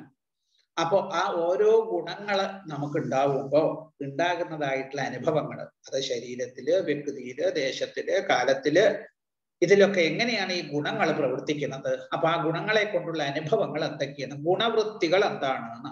സത്വഗുണം വരുമ്പുള്ള വൃത്തി എന്ത്, രജോ ഗുണം വരുമ്പുള്ള വൃത്തി എന്ത്, തമോ ഗുണം വരുമ്പുള്ള വൃത്തികൾ എന്ത് എന്നാണ് ഇനി അടുത്ത ചോദ്യം. അപ്പൊ അടുത്ത അധ്യായത്തിൽ ഗുണവൃത്തികളെ കൊണ്ട്, അപ്പൊ ഇതിന്റെ ഒരു തുടക്കം തന്നെയാണ്, അല്ലെങ്കിൽ ഇതിന്റെ ഒരു അതായത് തുടക്കം തന്നെയാ, ഇതിന്റെ ബാക്കിയാണ് അടുത്ത അധ്യായം എന്ന് വേണമെങ്കിൽ പറയാം. അപ്പൊ ഈ ഗുണവൃത്തികളെ കുറിച്ച് പറയണത് ഇതിനോടനുബന്ധിച്ച് പറയുന്ന കാര്യം തന്നെയാണ് അടുത്ത അധ്യായത്തിൽ വർണ്ണിക്കുന്നത്. ആ ഗുണവൃത്തികളെ കുറിച്ചിട്ടുള്ള കാര്യങ്ങൾ നമുക്ക് അടുത്ത ദിവസത്തെ ക്ലാസ്സിൽ നമുക്ക് അനുസ്മരിക്കാൻ ശ്രമിക്കാം. ഏതായാലും ഇന്നത്തെ ഈ സത്സംഗം ഭഗവാന്റെ പാതാരവിന്ദങ്ങളിൽ സമർപ്പിച്ചിട്ട് ഇവിടെ നിർത്താം. ബാക്കി അടുത്ത ദിവസം നമുക്ക് അനുസ്മരിക്കാം. ഇന്ന് ഈ ജ്ഞാനയജ്ഞം സമർപ്പണം നടത്തി ഭഗവാന്റെ അനുഗ്രഹം നേടി ധന്യധന്യനായിട്ടുള്ള മഹാത്മാവാണ് വരുൺ രഘു ശിവറാം, തിരുവാതിര നക്ഷത്രം. അതായത് തിരുവനന്തപുരത്ത് ജവഹർ നഗറിലുള്ള സതി ബി നായരുടെ പുത്രനാണ് ഈ വരുൺ. അദ്ദേഹം MBA ചെയ്തുകൊണ്ടിരിക്കുകയാണ്. അദ്ദേഹമാണ് ഇന്ന് യജ്ഞസമർപ്പണം നടത്തി ഭഗവത് അനുഗ്രഹം നേടി നമ്മളെയൊക്കെ ഈ തരത്തിലുള്ള സാങ്കേശാസ്ത്രത്തിന്റെ കാതലായിട്ടുള്ളത് സാക്ഷാൽ ഈശ്വരൻ ഭഗവാനാണ് എന്ന ആ ഒരു ഭാവത്തെ മനസ്സിലാക്കാൻ പ്രേരകമായിട്ടുള്ള ശക്തി അല്ലെങ്കിൽ അതിന് സാഹചര്യം ഉണ്ടാക്കി തന്നത് ഈ വരുൺ രഘു ശിവറാമാണ്. അപ്പൊ അദ്ദേഹത്തിന് എല്ലാറ്റിൻ്റെയും കാരണക്കാരനും പരമകാരണനുമായിരിക്കുന്ന സാക്ഷാൽ ശ്രീ ഗുരുവായൂരപ്പൻ അദ്ദേഹത്തിന് എല്ലാവിധ അനുഗ്രഹങ്ങളും അദ്ദേഹത്തിനും അദ്ദേഹത്തിന്റെ കുടുംബത്തിനും സതിയമ്മയുടെ ആ കുടുംബത്തിന് പൂർണ്ണമായിട്ടും ശ്രീ ഗുരുവായൂരപ്പന്റെ അനുഗ്രഹം ഉണ്ടാവട്ടെ എന്ന് പ്രാർത്ഥിക്കണം. എല്ലാവരും ഈ സത്സംഗത്തിൽ പങ്കെടുക്കുന്ന ഓരോരുത്തരും മനസ്സിൽ ഭഗവാനെ കണ്ടുകൊണ്ട് ഇവർക്ക് നന്മയുണ്ടാവാനായിട്ട്, ഭഗവത് ഐശ്വര്യം, ഭഗവാന്റെ അനുഗ്രഹം അവർക്ക് ഉണ്ടാവാനായിട്ട് എല്ലാവരും പ്രാർത്ഥിക്കുക. ഈ എല്ലാവരും കൂടെ പ്രാർത്ഥിക്കുമ്പോൾ ഗുരുവായൂരപ്പന് അത് കേൾക്കാണ്ടിരിക്കാൻ പറ്റില്ല എന്നാണ്. അപ്പൊ അതുകൊണ്ട് തീർച്ചയായിട്ടും ഭഗവാൻ അവരെ അനുഗ്രഹിക്കും. അവരെ അനുഗ്രഹിച്ചു കഴിഞ്ഞാൽ നമുക്ക് ഇതുപോലുള്ള സന്ദർഭങ്ങൾ വീണ്ടും കിട്ടും.